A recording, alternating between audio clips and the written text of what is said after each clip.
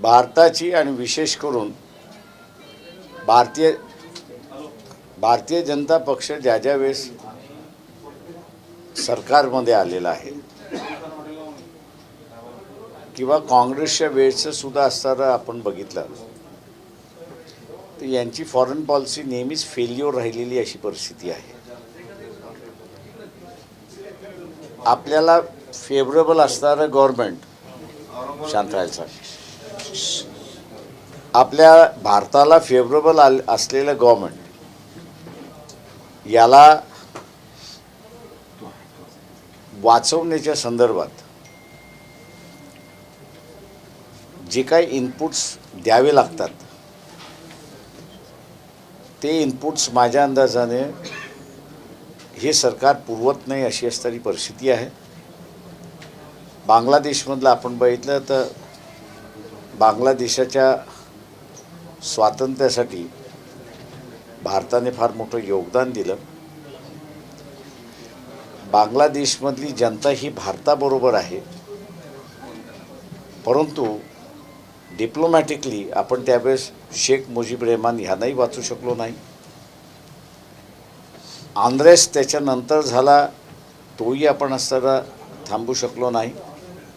आणि आता friendly government असतानाही त्या सरकारच्या विरोधात जनता जाते किंवा लोक जातात आहेत याचं इनपुटही देऊ शकत नाही।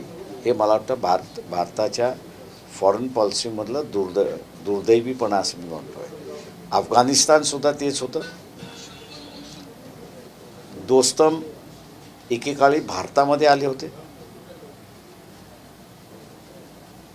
ते भारताकडे मदत मागत होते। त्यावेळेस काँग्रेसचं गव्हर्नमेंट होतं, अटल बिहारी वाजपेयींचं सुद्धा गव्हर्नमेंट होते, त्याही वेळेस ते आले होते। पण आपण दोस्तम ह्यांनाही मदत त्या ठिकाणी करू शकलेलो नाही।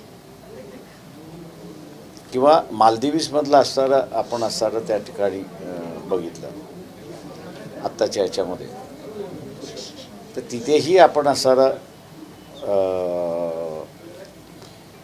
भारताच्या विरोधात असणारं गव्हर्नमेंट त्या ठिकाणी चाललेलं आहे।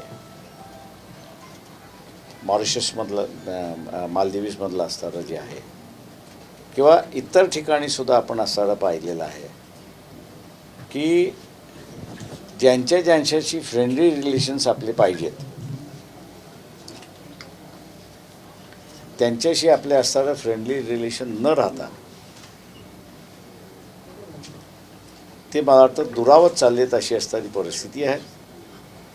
बर्माचं एक उदाहरण आपल्याकडं म्हणजे म्यानमारचं आपल्याकडं उदाहरण आहे, श्रीलंकेचं आपल्याकडं उदाहरण आहे आणि मिडल ईस्टमधल्या असणाऱ्या अनेक कंट्रीज की जिथे भारतीय काम करतात तिथलंही असं आहे।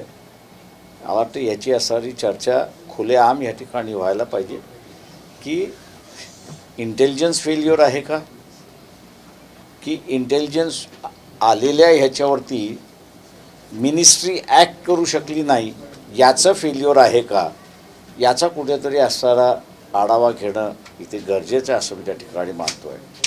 आणि मेन ऑपोजिशन पार्टी जी आहे काँग्रेस पार्टी, त्यांनी हा मुद्दा डिबेटला आणला पाहिजे, उचलला पाहिजे अशी मी त्यांच्याकडून अपेक्षा करतो आहे।